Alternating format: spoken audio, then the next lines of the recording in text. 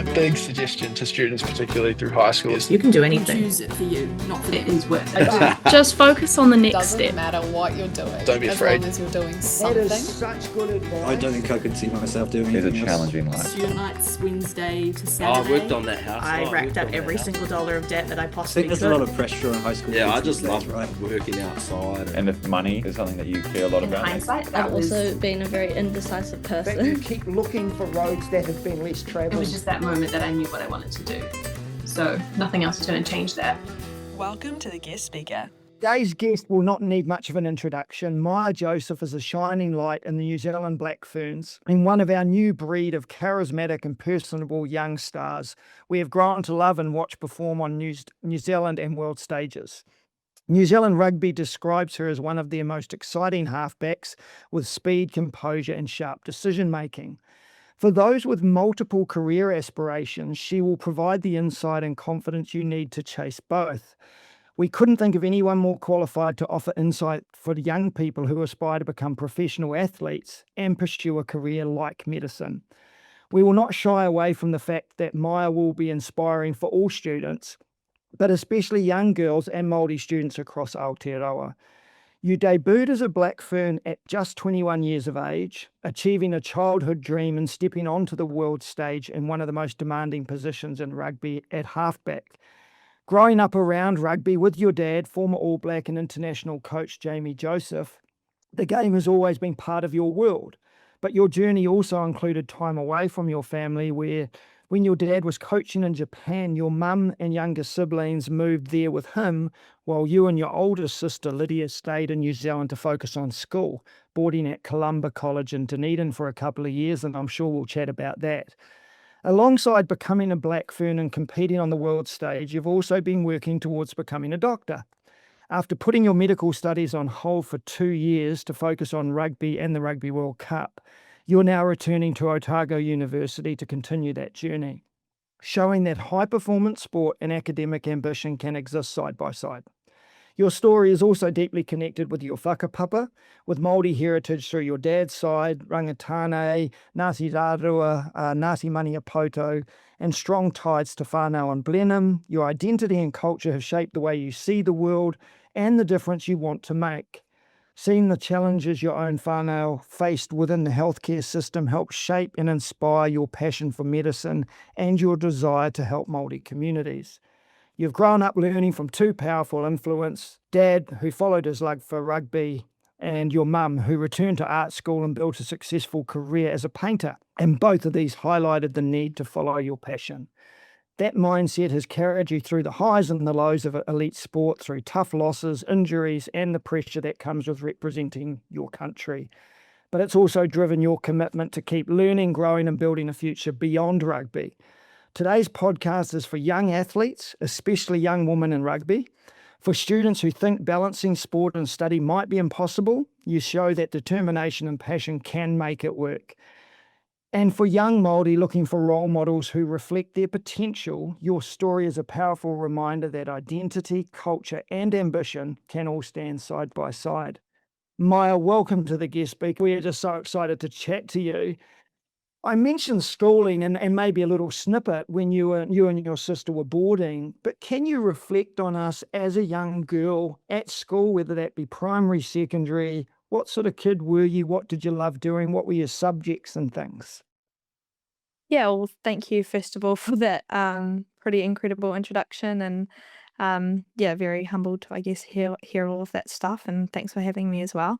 Yeah, I think as a kid I was definitely like a sporty kid. I was kind of the little girl who only plays with the boys at lunchtime. I started playing rugby when I was kind of like the youngest age group you can, like Ripper Rugby. And honestly, my whole primary school, I was probably more of a little boy than a little girl, probably quite a shy kid as well. But yeah, I just love sport. I loved rugby as well. That's when especially in primary school, that was really big for me. And obviously, Dad being a coach, always on the sidelines, going to every Highlanders game and things like that. And then I guess as I grew up, I went to an all-girls intermediate in high school, and I still loved rugby, but I guess there wasn't much rugby for me anymore growing out of that, I guess, club level age, unfortunately. Still incredibly sporty, and I guess kind of focused more on netball and basketball, and I guess sports that were there was more for you as a young girl, especially 10 years ago. But yeah, I guess at school as well, I always really enjoyed the academic side of things and worked really hard. Yeah, always very busy at school as well. But yeah, lucky to go to a pretty amazing school, Columba College in Dunedin. It was a really small school compared to, I guess, what most kids go to, and I think there was just 300, 350 maybe in the whole year 7 to 13. But I think that was really good for me, and I really enjoyed my school time. Yeah. Did you have any, not pressure as in a bad way, but expectation maybe from mum and dad to do well, both sporting and academic? And then once you answer that, what were your subjects? Because eventually we're jumping to medicine, and so a lot of kids believe there's certain subjects you must take. But often what we're finding is that might not necessarily be the case. So yeah, expectations from mum, dad to achieve well, or was it self-driven in your subjects and things? Yeah, I don't think I had pressure as much from mum and dad, but they definitely always encouraged us to work hard. I think that's a value that's very deeply instilled in my family and therefore in me as well. Um, so yeah, I guess there wasn't pressure as much to get certain grades and marks, but I guess to do the best that you could. And I think me personally as well, I put a lot of pressure on myself. So I think at school, it was marks wise and sporting, trying like achievement wise, was definitely self driven and definitely have a bit of a perfectionism kind of tendency. But yeah, I think it was more seeing mum and dad work hard is the reason why that's, I guess, a value that I hold very strongly. In terms of medicine and subjects, I didn't actually know that I wanted to do medicine until I was entering year 12. Um, I kind of didn't really know what I wanted to go into. I was kind of good at all of the subjects as opposed to being really good at English and not so good at science, or really good at maths and not so good at English. I was kind of just pretty good at all of the different subjects. So it was hard not to just be like, oh yeah, I'm good at maths, so I'll do something to do with maths. Um, my oldest sister is a lawyer, and she kind of always knew she wanted to be a lawyer. So I think just looking up to her, and a lawyer sounds good. I thought maybe I was going to be a lawyer when I was in my early years of high school. And it wasn't actually until the end of year 11 when you pick year 12 subjects, because year 12 in New Zealand's obviously that year where tends to be a lot, right? Well, when I was at school, it was like the big year. It's where you get your scholarships from those marks. It's I guess how you get into different courses at university and things. And I actually, going into year 12, I had planned to do English, history, classics, maths, and biology or something. And I was sitting down with my mum before we were about to head back to school, and she kind of just asked why I was stopping all the other sciences, and I was like, oh, I like history and classics, and I'm good at essays. And she said, I think you'd be a really good doctor. You've never really thought about that. And then I thought about it for like 5 minutes, and I just decided that that's what I wanted to do, which is quite, I guess, strange. And I guess lots of people that do medicine have decided that when they were in primary school. But yeah, I kind of, something clicked when my mum said that, and I guess having no doctors in my family, actually no health workers in my family, I just hadn't really thought of it. Um, so the next day I emailed the school about a week before we were supposed to start year 12, and I changed to chemistry, biology, physics, calculus, stats. And that's the subjects I did in year 12 and 13. And then I've never looked back. I love science, and yeah, I really enjoy what I do. And yeah, I guess just the message that you don't need to know what you want to do, and maybe sometimes the thing that is meant for you, you just haven't seen yet. So yeah, it's a long-winded story, but No, that's brilliant. Because what I'm trying to do is piece together these two parts you have. So my question is, you're sitting there in year 13, you've taken the right subjects now for your mid degree. You're about, okay, so in your mindset, you must start applying. Did you apply for Auckland and Otago? Did you put all your eggs in one basket? And was sport still in front of mind? Were you now back into rugby as your other athletic side or not? No, so in year 12, I was still playing netball. Touch rugby was a huge sport for me throughout my whole life, and basketball. So that was year 12. And then in year 12, I was kind of just doing lots of Googling on medicine and the universities and things. And after, I guess, hearing a lot from older students and reading a lot, I kind of now was realizing how difficult medicine was actually going to be to get into. So I knew that in first year uni, I wasn't going to be able to play netball, basketball, touch, rugby. So in year 13, I decided to actually just pick one sport, one winter sport, and focus on that, because I knew in first year uni I was probably only going to be able to play one sport. And I'm very lucky that I chose rugby, despite it not being a very, I guess, I didn't see a pathway in rugby, especially at my school in I guess the South Island in Dunedin. But yeah, so in year 13, I played women's club rugby instead of school rugby, well, both, and played for the Otago Spirit, debuted in year 13, which was really cool for me. And it was kind of the first time I saw the pathway.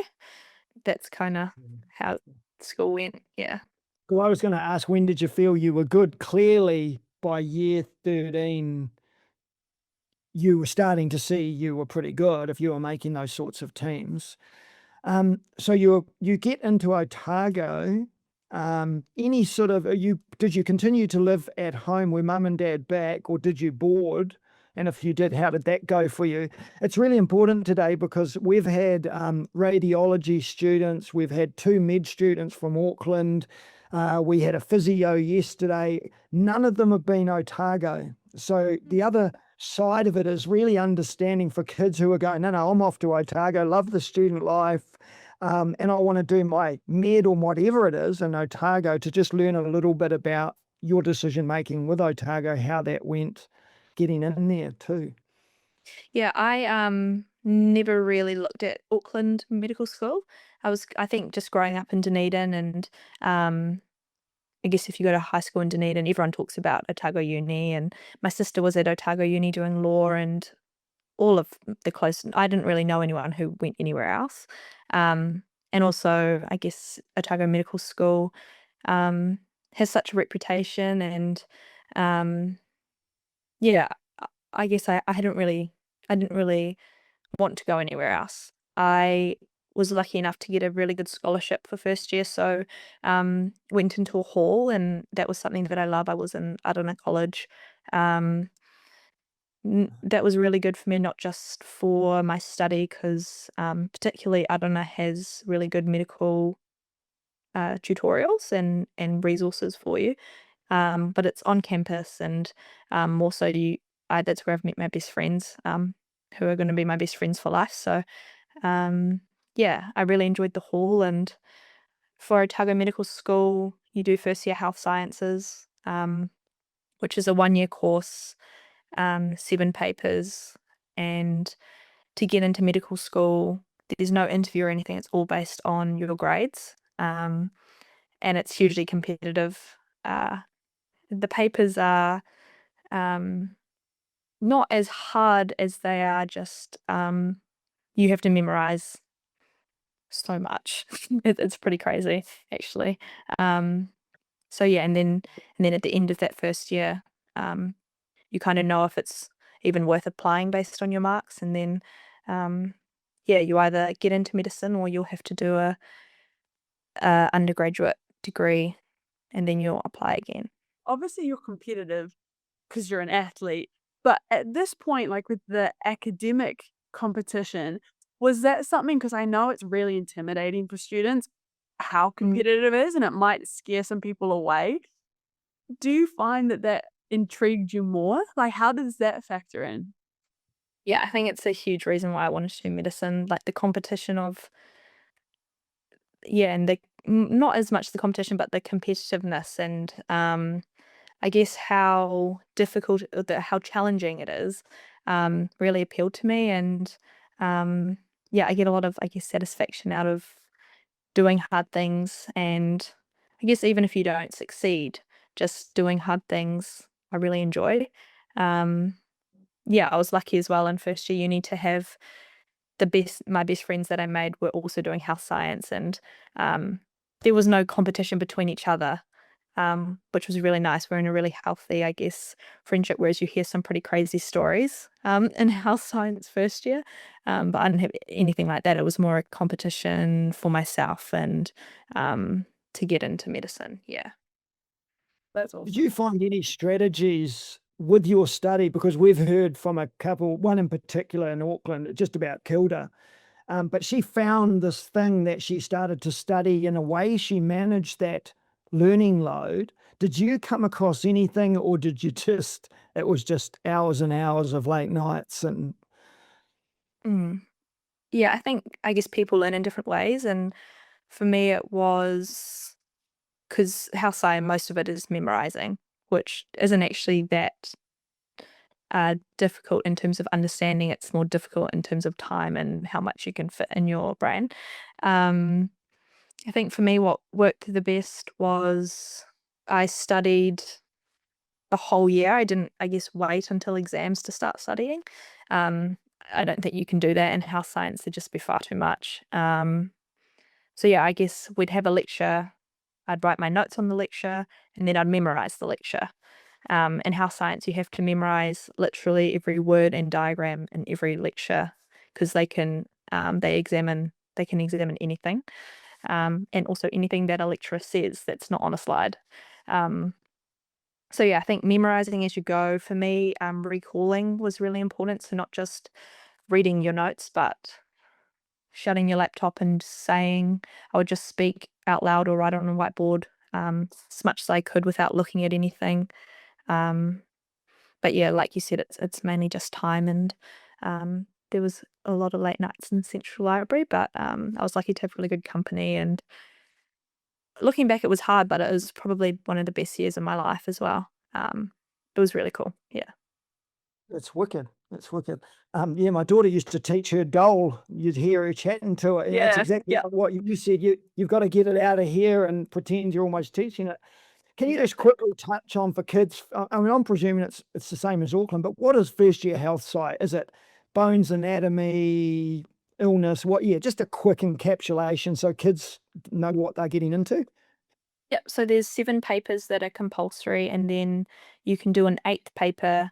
And if your 8th paper mark is better than any of the 7, it can replace it as a mark. So lots of people do, I guess, what they would consider an easier subject. So that could replace if they had a terrible mark in semester 1. The papers are hubs, which is human body systems.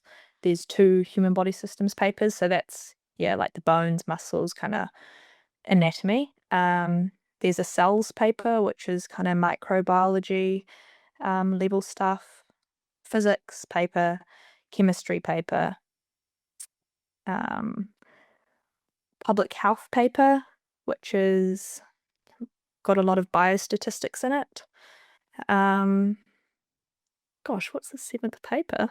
I don't know if I can remember this. Maybe, wait, hubs, cells, physics, chemistry, public health. They can look it up, Maya. They can look it up. Yep. Look it up. Do the homework like you did. Gosh, that's crazy. Maybe there was 6 papers in you. No, there was definitely That's 7. right. I'm not too sure. Sorry. Yeah. No, all good. Okay, and you had to reach a level where you could, did you say apply to go med? Because you would have had some kids who were just using first year health side to do something else, to become a Yeah, so nutritionist or yeah, first year health science is kind of a base course for a lot of degrees. So dentistry, physio, medicine, pharmacy are kind of the main 4, and then there's lots of you can then go and do a Bachelor of Science, and that can count as your first year, and nutrition, and there's lots of other things, but those four are kind of the main profession things from house sci. And then there's also the UCAT, which is a separate exam, and there's a base mark that you have to get to get into medicine or dentistry. So you can, if you don't reach that threshold, and that no matter if you get 100% in every exam of the year, you can't do medicine or dentistry. You have to repeat that exam, and it's a really hard, weird exam. It's it's like shape recognition and patterns and scenarios and a whole lot of kind of strange things that is quite hard to study for. And that catches quite a few people out, actually. Yeah, yeah. How many years did you spend before you took a break, if I've got your story right? So at some point, were you playing rugby at uni? Was there opportunity for kids and young girls to go to Otago, play rugby or not? Or were you still club rugbying? And yeah, how many years before you went the other way with your professional sport or your sport? In semester 1 of my first year of uni, when I was doing house science, I didn't play any sport. I yeah, I didn't think I would be able to, and I just wanted to kind of put all my eggs into that basket to give myself the best chance of getting good grades. So the whole semester 1 I didn't play sport, and then in semester 2, after getting grades I was really happy with in semester 1, I played for the Otago Spirit again in the FPC over semester 2. And then I played rugby. Kind of once you get into medicine, it's actually quite chill. Then I did early learning medicine, which is years 2 and 3 in Dunedin. I played rugby, played super rugby, and went to some Black Ferns camps over those years. And then at the end of ELM 3, third year medicine, I got a Black Ferns full-time contract, and that's when I put it on hold. Can you talk through, for kids now, we've in a sense, we've transitioned onto sports side and particularly rugby. How did that, do you get to a point you're reading contracts, that you're getting a manager? You know, how does, I mean, I'm presuming once you're Black Ferns, you're professional. I don't know whether prior to that, when you said Otago, etc., that would be interesting too. So for kids to or particularly young girls, how does the professional side of your sport work, and how did you manage it? Yeah, so for in the women's game, the FPC isn't professional. You don't get paid.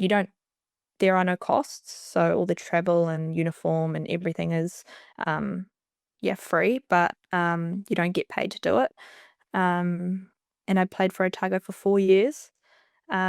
Super Rugby is professional, but it's not a year contract. It's a 2 or 3 month contract, and that's professional. And it wasn't at the time when I started, which was 2022. Yeah. But now it's kind of full time for that 2 to 3 months. So it's difficult to study or work. You can do small amounts of hours, but yeah. And then if you get a Black Ferns contract, it's full time, a full year, and so that's this is my 3rd year on a Black Ferns contract.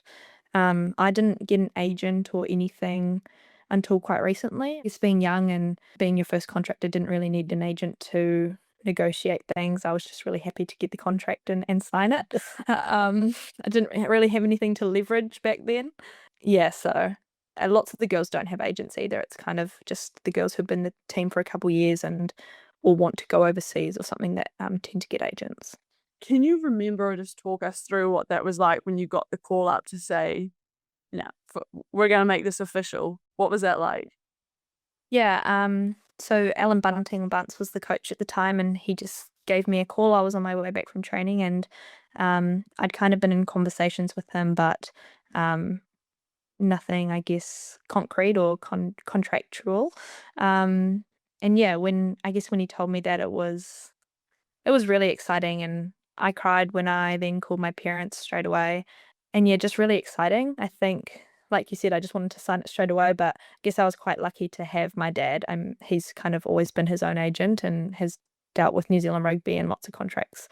And then my sister's was in her last year of law school or something. So they did read over it. I didn't just sign it in the car. Yeah, it's kind of a feeling it's quite hard to find the words to describe, I think. Just, I guess, proud, and yeah, quite emotional. Yeah. And on top of that, because we asked Cam Roygard, I mean, same position, great halfback.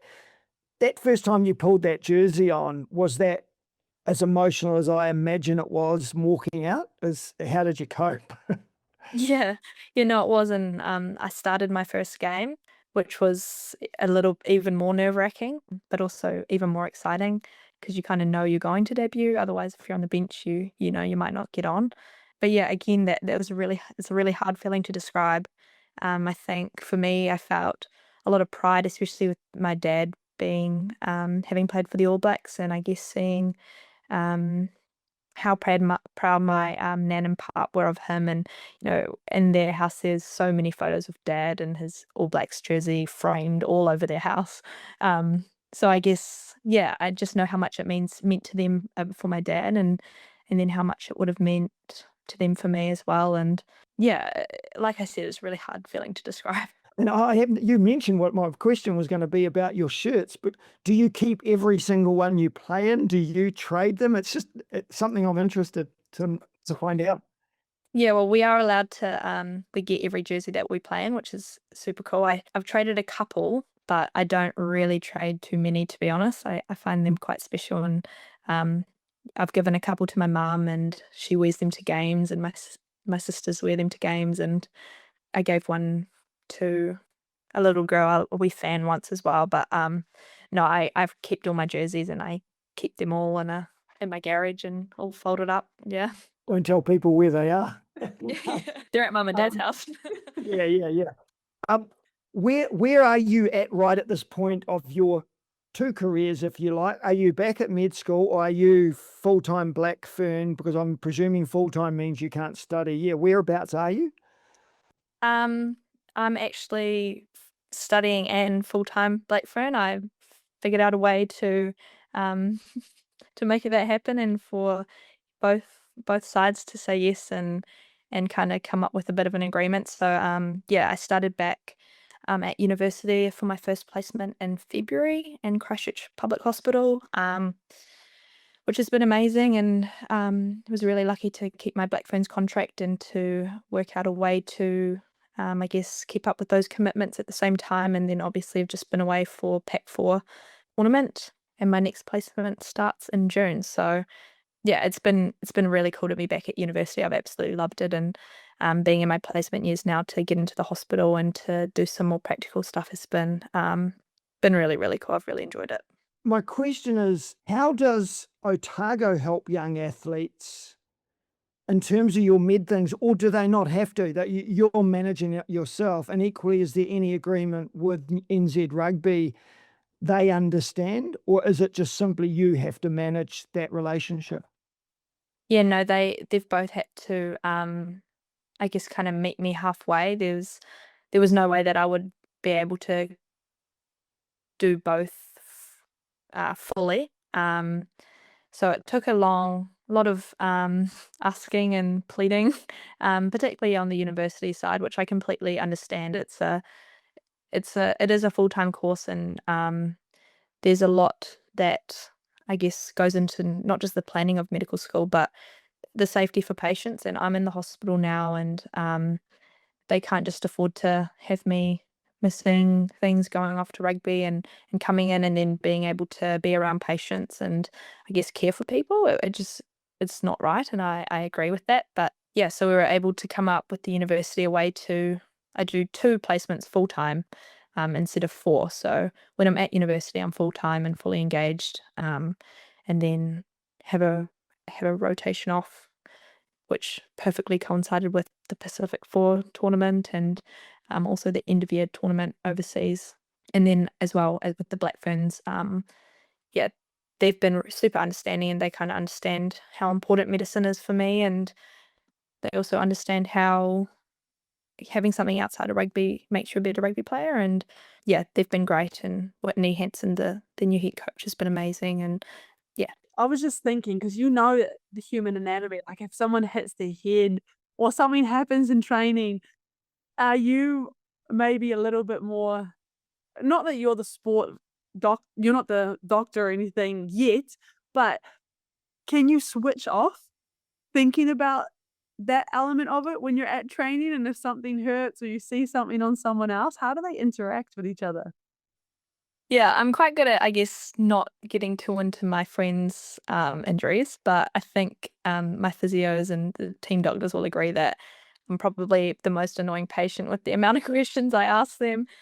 But also probably it's quite helpful for them that I kind of understand what's happened and can kind of, I guess, tell them pretty exactly where it's sore and what happened.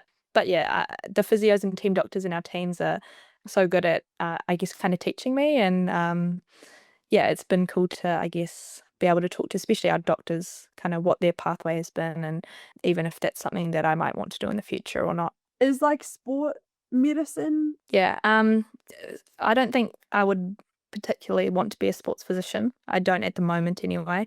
I think I would be too jealous of the players and find it quite difficult. The placements I've had, the only placement I've done so far is kind of like a general medicine placement where I was on cardio and rest boards in the hospital, and plastic surgery as well. I think it will might depend a bit on when I am able to do medicine full time again. Obviously, different courses and different specialties, take different amounts of time, and I know I want to play rugby for as long as I'm selected for the Black Ferns and able. So yeah, I think timing will probably play into it a little bit, but I guess at the moment, the thing that most excites and interests me is surgery, and yeah, I think at the moment that's the specialty that I would love to do. Now, can you just talk to the absolute fanatic athlete, rugby player perhaps, without the medicine side, in terms of your training, your nutrition, maybe what a week looks like? Because there'll be some kids definitely not going to study medicine. They might be wonderful netball players or rugby players. Yeah, athletically, what are you doing to stay incredibly sharp, strong, all of that stuff, and your own well-being as well? Yeah, I guess it kind of depends where we are. Like if we're on tour and playing games, it's very different to if we're training in our hubs, which is what Black Ferns do, or if it's Super Rugby. So yeah, it does change quite a bit. But I guess Black Fern wise, we train Monday, Tuesday, Thursday, Friday, and then hopefully play Saturday when it's game time. We gym 3 or 4 times a week, on field 4 times at least, sometimes 5 a week. I think for me, skill set's super important. So passing and kicking is something that for myself, I need to get in my week outside of those field trainings. So might be after or before or a different session. But yeah, skill set's super important to me. And I guess nutrition wise and recovery, all of those things take so much time, and they're probably not nutrition as much as recovery, but the things that I have had to sacrifice a bit going back to university. I had to drop something, and unfortunately that seemed to be recovery a bit. But yeah, if that kind of answers your question, it's a bit difficult because our weeks change so much depending on what team we're with and how we're playing. But it's really cool that it's a full-time job now. It's Monday to Friday, and yeah. Yeah, no, cool. Is there any interaction between men and the women? Is there ever a chance you and Cam Roygaard catch up and compare notes, or are they quite separate, just out of interest? Mostly separate, but we've had a few, I guess. We do lots of promos and things like that with the All Blacks. And last year we had a dinner with them and before we went away to the World Cup. But yeah, it is mostly separate. So, and I'm not gonna lie, I've got your Instagram up on the side, and I'm just seeing all the places you've competed. I love it. What are some, or where are some of the places you've gone with rugby, and you've got to compete at? Where have we gone? We've had a tournament in Canada in Vancouver. Been kind of all over England with the World Cup. Yeah, because we were there for I think 7 weeks last year, and then we went there the year before as well. Obviously, go to Aussie quite a bit to play Australia. where else have we gone in the last couple of years? We didn't play there actually, but we got to go to Germany to go to Adidas headquarters, because that's obviously our main sponsor, and that was amazing. That was like definitely one of the coolest experiences I've had with the Black Ferns. But I guess most of the travel I get to do is when you finish a tournament overseas, and usually post a big tournament you get 2 weeks to a month off, and you're already overseas and they pay for your flight back. So most of us stay over there and do some travel. And I got to do a big chunk of Europe after the World Cup last year with one of my best friends in the team. So that was really amazing. And yeah, I don't think we've actually been. Oh, just recently, sorry, we went to America and played in Sacramento and Kansas City as well. So we get to do some pretty amazing things. The Rugby World Cup, I was actually there for the finals. cool. So I have watched you live, and that attendance, I forget it was 85,000 or so. It was the biggest women's rugby game crowd ever. I was in the crowd not doing anything, overwhelmed in the best way. Like, I found myself emotional at all the support that was there. When you're competing and you're there to, do your job, how do you, I guess, and that might be a difficult question to answer, but like, how do you deal with that pressure and these emotions? Because it was pretty electric just being there, let alone doing the job. Yeah, I'm not sure. I don't know. I think I don't really think too much about the crowd. I think you kind of are so locked into the game that until someone scores and the noise is so loud, I don't really notice the crowd too much. If anything, it just kind of gives me more excitement and adrenaline, and probably helps me play and kind of get that edge. Yeah. I guess in the national anthem and during the haka, you definitely notice the crowd, and that's when you kind of take it in. But then I guess when the game starts, you kind of lock in. Yeah. Can I ask you about the professionalism side, Maya, in terms of the expectations on you? Obviously, you came on here. I think that would have been off your own bat. That's not necessarily something someone told you to do. Who's controlling what you do? Do you have any guidance in terms of behaviour in public, or is this just largely you coping with the fact you're a public person that people know about? I honestly just don't really feel like I am. I mean, sometimes people come up and, know who you are and, rugby fans and things like that, but I don't really feel any different, or, yeah, it's probably a hard one to answer because I don't really feel like that.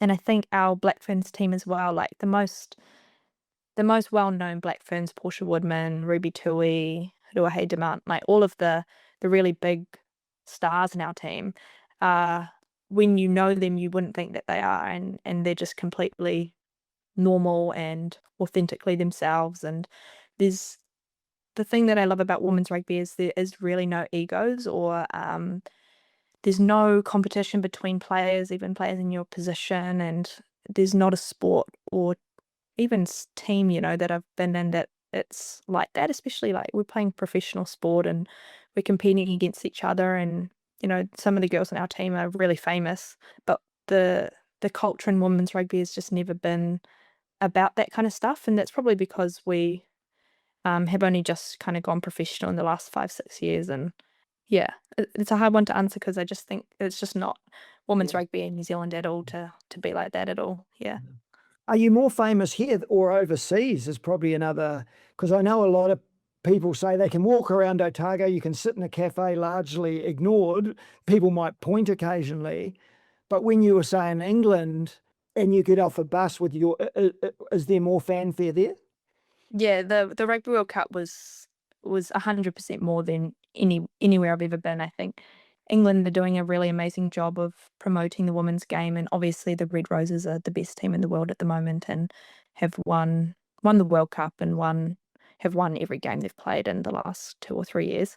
So yeah, I think the World Cup was incredible, and we'd get off the bus and there'd be thousands of people, like huge crowds, cheering for us, and there might be like 10 New Zealanders in that 1,000 people, but they just love rugby. And obviously the Black Ferns is such a iconic team and one of the most successful teams in the world, so the World Cup was an amazing experience for that.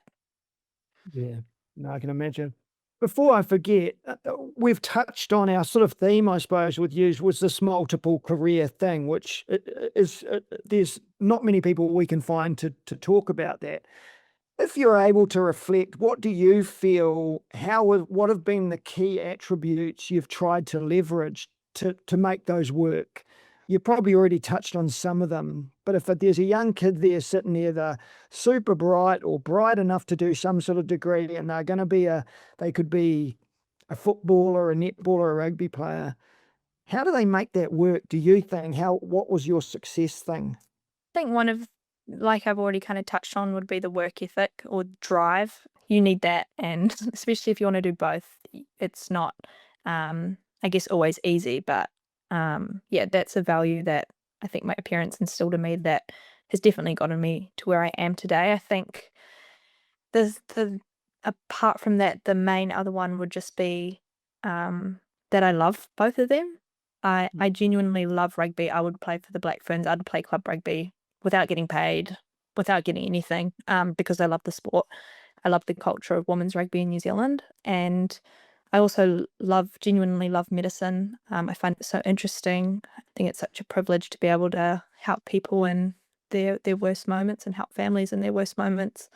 So although it's busy, it's not hard because, and I'm tired, but I'm not sad, if you know what I mean. Like, whenever I'm tired or don't want to do something, I usually just ask myself, what else would you want to do right now? And there's nothing else that I would want to do, because I guess those are the two things that I'm really passionate about. And I think that's probably something that my parents instilled in me as well. My mum's an artist because she loves painting, and my dad's a rugby coach because he loves rugby. So yeah, work ethic, and then having a real purpose and passion for what you're doing. There's really no limit to what you can do, or multiple things that you can do, in my opinion. Yeah.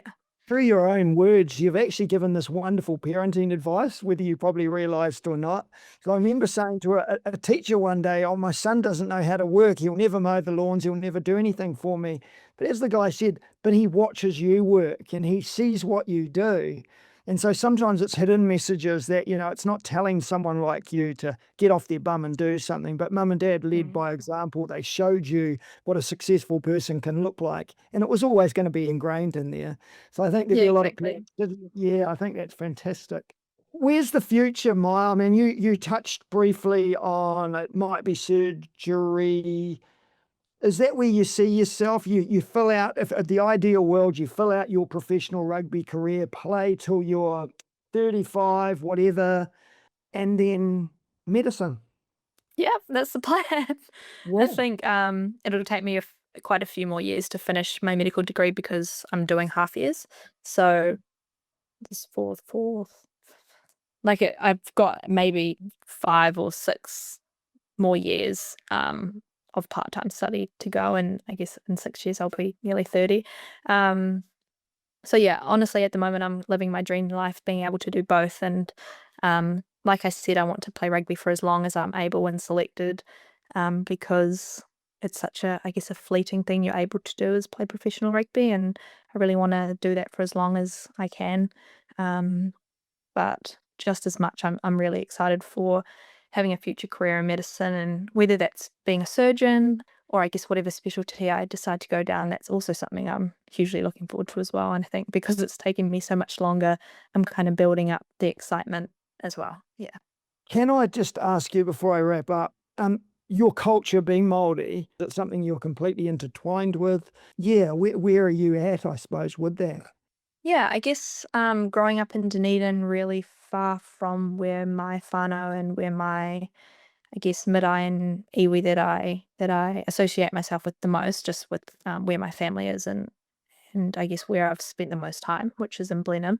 It probably took, like, it's always been a part of me, as of course, and hearing stories from my nan and things like that. But growing up in Dunedin, where there's not a lot of Māori people, and couldn't take te reo, wasn't a language choice at my school for class.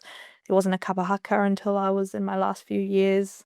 That it wasn't actually until I started playing rugby professionally where I was able to be, I guess, around my culture as much. And that's something that I really loved. And I played for the Chiefs Manawa in the first year of Super Rugby Opaki, and Māoritanga is obviously extremely huge part of their team and their culture in their team. And yeah, honestly, through rugby, it's allowed me the space and I guess the visibility of my culture so much more. And it's a huge reason why I love rugby and why I'm extremely grateful for it, just because of how little time I've been able to go back home. So yeah, it's a huge reason why I love rugby, and particularly the Black Ferns. It's a huge part of our culture. Cool. And one last one before I wrap up. Do you have a role model? Do you have someone who they're the one? Just my parents. Lots of kids say that, but I mean, it's kind of been said all throughout this chat, how much how they are is the reason why I am the way I am. And I really look up to my parents, and obviously Dad being involved in rugby, that's really easy to see, but my mum is an incredible person. And like I said, she's the reason I'm doing medicine through that small comment, as well. So yeah, my parents, I'd say, and my siblings as well. Wicked, wicked. Oh, look, can I just thank you? One, obviously, I reached out and said, would you do this for us? And you were really quick to go, yeah, of course I would, which is so cool. And I think as a role model, the way you spoke today and the guidance and the insight you provided is just unbelievable for kids, teachers, and now, as I said, even parents. I think they'll pick up a lot. Congratulations on your career. I think the Black Ferns has got that swagger about it. It's a really cool culture. The way you do things on and off the field just looks amazing. And I saw Grace's pictures when she was sitting in that stadium in that World Cup. And so I'm glad she got to see you. But thank you so much for what you're doing. Thank you for supporting us and kids. I hope you do more of it because you've got a lot to offer. So congratulations. Thank you so much for your time. Thank you. Thank you so much for all of the compliments. And yeah, it's been really nice to chat, and I guess it's been really nice for me to reflect as well. And yeah, lovely to meet you guys, and thank you. Maya, I always ask one sign-off question. If you could go back to yourself in year 13, taking all those subjects, and just give yourself advice directly to you, because you've given so much to others today, what would you want to say to yourself? Maybe just to enjoy every moment. Yeah, I think like looking back and even like looking forward to the future, like I've been able to do so many incredible things. And I guess sometimes when you're tired and you're extremely busy, it's hard to remember that you're living your dream. And so yeah, maybe just to sometimes slow down and enjoy the moment. Wicked. Drink it while it's bubbling. Make the most of right now. Yeah, not like that. Thank you. Take care, Maya, and we really appreciate what you've done for us. Cool. Thank you so much. It's been lovely to speak.